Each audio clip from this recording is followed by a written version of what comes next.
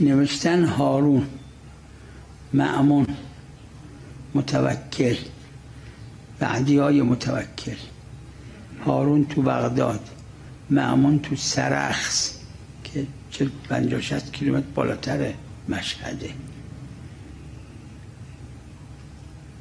متوکل و بعدیاش توی سامرا تو صحرای حفره خیلی عمیق کنده بودن، بزرگ، پر سباع کرده بودن. اینا اسمش برکت السباعه.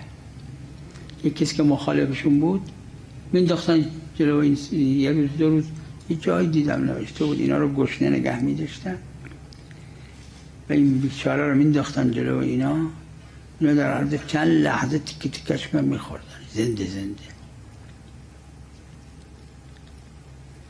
و نوشتن اون چقدر نمیدونم من، یعنی اما برکت السباع هارون در بغداد نوشتن 40 تا سباع درش بوده، 40 تا درنده. این کشور اسلامیه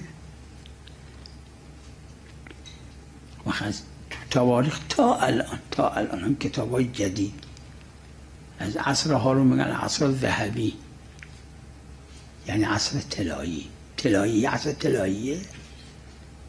چه توحشیه. وقت اسمش هم رئیس الاسلام، اسمش هم خلیفه است، اسمش هم اسلامیه. همون اسمش بله، اسم اسلام، الف سی لام الف می.